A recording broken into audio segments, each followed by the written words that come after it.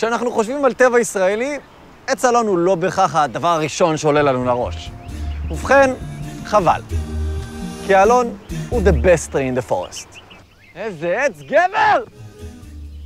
בוא איזה גודל! על אמת, הערך הכלכלי, הסביבתי והבריאותי של העצים האלה הוא אדיר. ועד לפני משהו כמו 150 שנה, שטחים עצומים מהארץ היו מכוסים באלונים. אני אומר לך, מלא אלונים, את לא יכולה לזוז מרוב אלונים. לא פה אלון, שם אלון, כמו שאתה...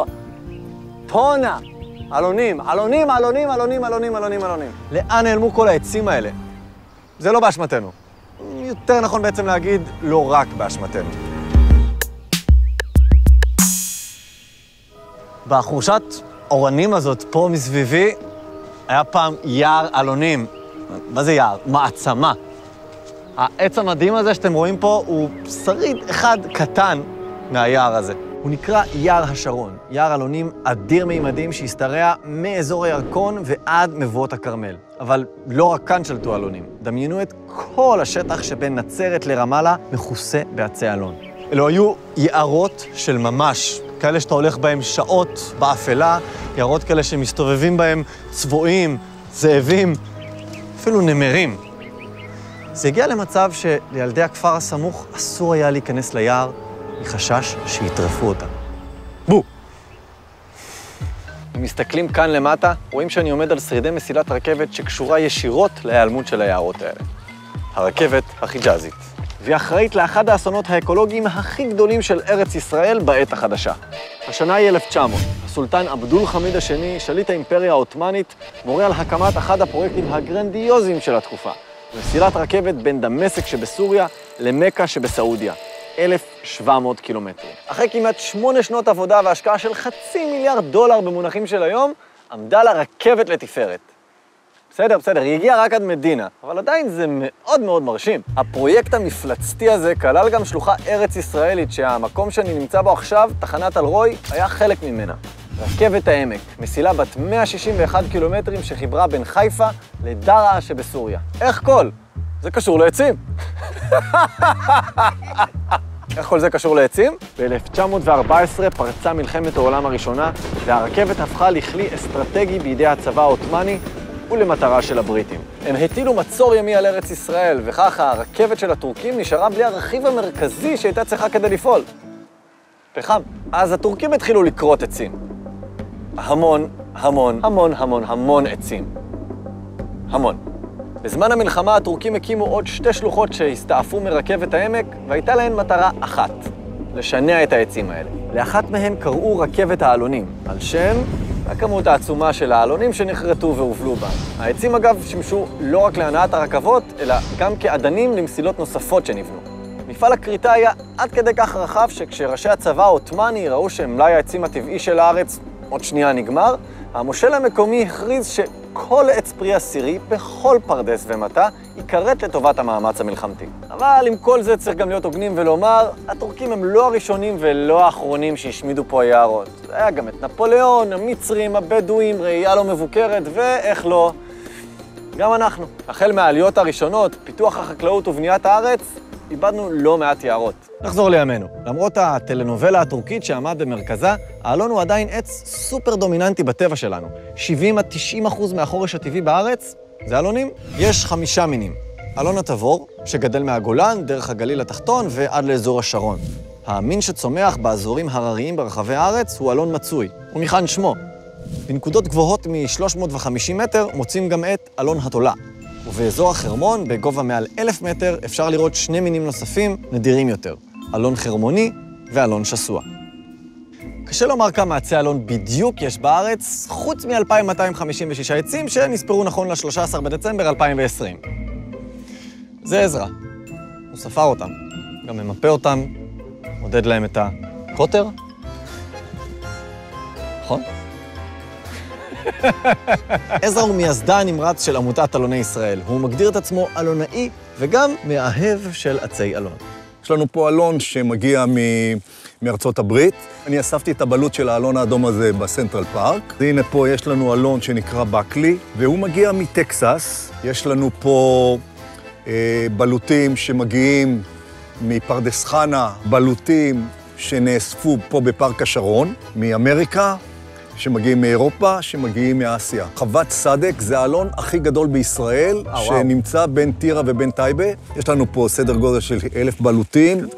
אני לא יכול להסביר מתי החיבור שלי לאלונים, אבל בשלב מאוד מוקדם בחיים היה ברור שאלון יש לו מעמד מיוחד בקבוצת העצים. אני לא יודע מאיפה הרעיון צץ לי למפות האלונים של ישראל. כל אלון שהוא מעל 0.5 מטר יעלה על מפה, במפת GIS. לכל עץ בפרויקט הזה יש מדידה, יש גלריה, אפשר להגיע אליו בלחצן עם נווט ווייז, ולעצים שנרשמו ב3-4 חודשים האחרונים יש גם קליפ. יש היגיון בשיגעון של עזרא לאלונים. יש לנו כל כך הרבה סיבות לשמור עליהם. קודם כל, כי הם שומרים עלינו. האלון, כמו שאר העצים, הוא כלי קריטי במלחמה במשבר האקלים. בין השאר, בזכות היכולת שלו לספוח פחמן מהאוויר ולהטמין אותו באדמה. אבל האלונים לוקחים את התפקיד שלהם צעד קדימה. הם ממש מרכז החיים באזור שבו הם גדלים וצומחים, והם אפילו מנצחים על שרשרת המזון שבסביבה שלהם. ככה שציפורים, יונקים וחרקים תלויים בהם כמעט לגמרי.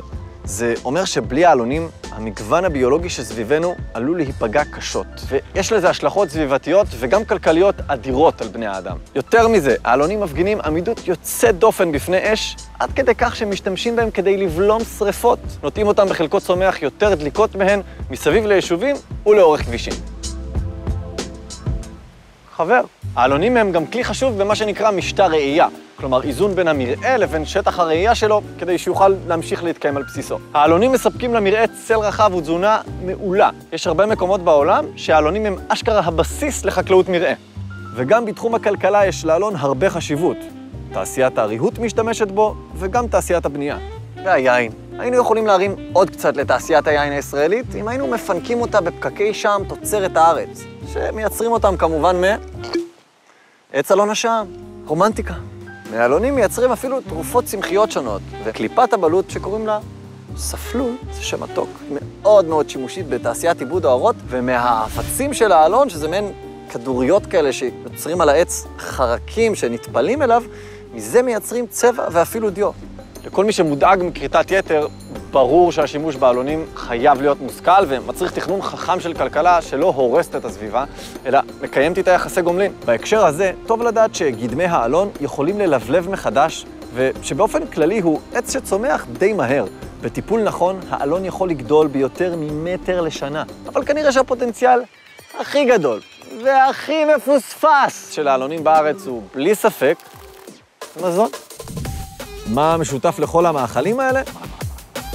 הם עשויים מהאלון, כלומר, מהפרי שלו. הבלוט. אם צורכים את הבלוט ישר ככה מהעץ, הוא לא בדיוק אכיל ועלול אפילו להזיק. אבל אם מאבדים אותו כמו שצריך, הבלוט מזין, טעים, והוא אפילו נחשב סופר פוד.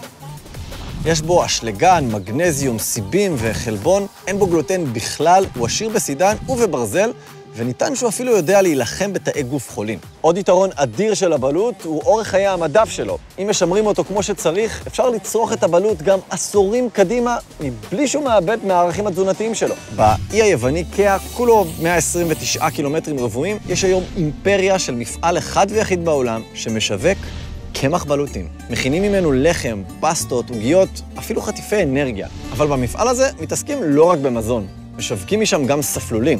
במסעיות. בשנת 2011 נשלחו מקאה לאירופה יותר מ100 טונות ספלולים. וזה ממש עזר לאוכלוסייה המקומית בתקופת המשבר הכלכלי החריף שעבר על יוון בשנים האלה. ואולי יותר חשוב, זה גרם להם להבין שיש להם מתחת לאף אוצר טבע של ממש. בקאה לא היו הראשונים לזהות. ממצאים ארכיאולוגיים מעידים שעוד מהימים הפרה-היסטוריים בני האדם השכילו ליהנות מפירותיו של האלון. תפריט הבלוטים חצה תרבויות, דרום קוריאה, סין, צפון אפריקה, אמריקה, יוון העתיקה ועוד ועוד. כל המקומות האלה היו אזורים שבהם הבלוט לא היה סתם מאכל, הוא היה מוצר יסוד. בסרטון המדהים הזה, שצולם בארצות הברית ב-1933, אפשר לראות אישה אוספת, מאחסנת וטוחנת בלוטי אלון להכנת מאכל. וזה לא היה סתם שיגעון פרטי שלה. כך חצי מהשבטים האינדיאנים בארצות הברית ניזונו בתקופה כלשהי מבלוטים. וגם בארץ השכילו לעשות את זה. אל-מוקדסי, הגיאוגרף הערבי ירושלמי, כתב שאנשי הגולן אספו את בלוטי אלון התבור, ישרו אותם במים, ולאחר ייבוש וטחינה, ערבבו את קמח הבלוטים עם קמח של שעורת התבור הנפוצה בגולן, ואפו מהתערובת הזאת לחם. אבל בואו, לא צריך להיסחף עכשיו. אני לא אומר להתחיל לייער מחדש חצי מדינה בעצי אלון, וגם לא לשנות את כל הדיאטה שלנו לקמח בלוטים. אנחנו פשוט צריכים להבין את גודל האוצר הטבעי שמסתתר לנו מתחת לאף, לדאוג לו, לטפח אותו. בואו נעשה לאלון כבוד, ועל הדרך נלמד ממנו שיעור בשימור הסביבה שלנו, ושימוש נבון במשאבים שיש לה להציע. בעידן שבו המשאבים הכל כך חיוניים האלה מתקלים לנו מול העיניים, ואנחנו אוטוטו בנקודת אל חזור סביבתית, זה שיעור שכדאי לנו להפנים. אנחנו התחלנו פה קמפיין להפיכת האלון לעץ הלאומי של ישראל. זה יקרה. כאן. במהרה בימינו. רוצים לראות עוד תכנים של כאן סקרנים?